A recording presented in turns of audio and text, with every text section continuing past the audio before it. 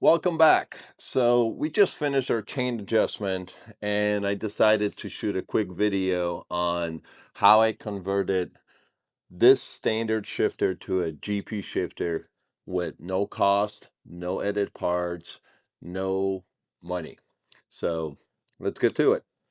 Typical conversion kit will run you about 220 bucks. Although this conversion is free, it will require you to switch out pins 1 and 3 on your quick shifter connector, and you will also have to modify the shifter bracket to obtain the necessary clearance for the quick shifter. This whole thing should not take you more than 20 minutes.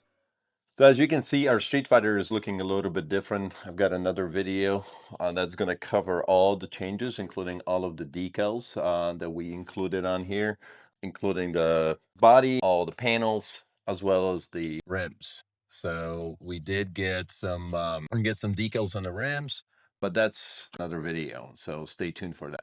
And please subscribe. This is how you help to support this channel. I get excited every time I get a new subscriber. So thank you. If you're watching this video, you probably know why you want or you would like to have a GP shifter on your bike. Obviously, standard shift is 1 down, 5 up, and then the GP shifter is completely reversed. So you've got 1 up and then 2, 3, 4, 5, 6 down. There's plenty of videos out there that explain why GP shifter is beneficial, although there's some pros out there that still ride with the what they call the road shift, which is 1 down, 5 up. I do prefer the GP shift, especially since we've been tracking this bike. That's why I've decided to convert it. But essentially what we're going to do is we're going to have to remove this panel, and that's because there's some connectors here that we're going to have to get to. This is the location of your quick shifter connector, which will require repinning. We're also going to have to make some modification to the to this bracket here. Essentially, we can reuse all the same parts. We just have to modify and take a little bit of the top of the mating surface to give us adequate clearance to the swing arm. The amount of material that you're going to have to remove from the bracket, it's only about 3 to 4 millimeters. It still leaves you plenty of material to make sure that the bolt is secured. Be sure to use blue or red Loctite for all fasteners. This is the bracket that we had to rotate 180 degrees.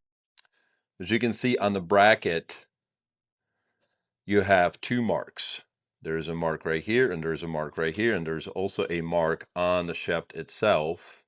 Thank you, Ducati, for marking both configurations.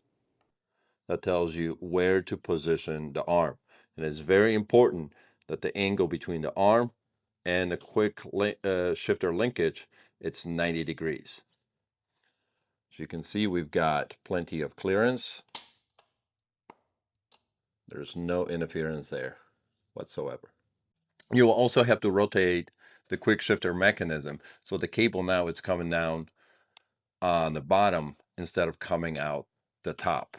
But as you can see, there's no interferences. Everything is operating smoothly. And there you have it. That's how it's done. Quick shifter, fully operational, fully ready at no cost. So enjoy it. Thanks for watching, and don't forget to subscribe for new videos.